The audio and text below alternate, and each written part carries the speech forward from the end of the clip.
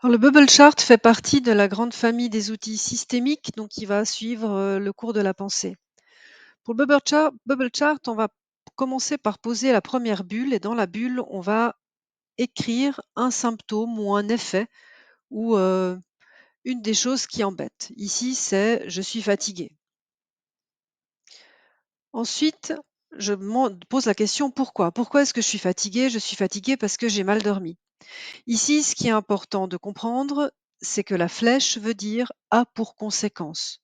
J'ai mal dormi, ça a pour conséquence que je suis fatigué. J'ai mal dormi parce qu'il y avait du bruit. Et puis j'ai mal dormi parce qu'il faisait trop froid.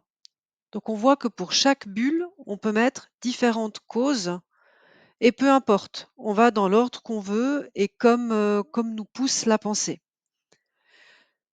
Il faisait trop froid, ça a eu pour conséquence que les enfants ont pleuré, les enfants pleuraient, donc ça a donné du bruit qui a eu pour conséquence que j'ai mal dormi, qui a eu pour conséquence que je suis fatiguée.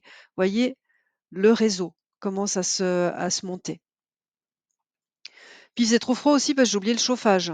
Puis j'ai oublié le chauffage parce que je suis fatiguée, etc., etc., etc. Et on continue comme ça jusqu'à ce qu'on sente qu'on tourne en rond. Une fois qu'on estime avoir terminé, on va compter les flèches. Les bulles qui ont le plus de flèches qui rentrent sont les effets ou des symptômes, alors que les flèches qui n'ont que des bulles qui n'ont que des flèches qui sortent sont des causes et probablement les causes premières. Ici, on aura le livrable qui n'a pas été rendu qui est un symptôme. On aura aussi le problème de sommeil qui est un symptôme. Et on aura là le jaune vif qui sont plutôt des causes. Ce que ça veut dire ici, c'est que si on élimine les cases jaunes claires, donc les causes des problèmes, on élimine l'entier du réseau. Je vous recommande de tester le bubble chart dès maintenant, soit sur une problématique personnelle, soit sur une problématique professionnelle. Au niveau professionnel, c'est un outil qui fonctionne très très bien en groupe.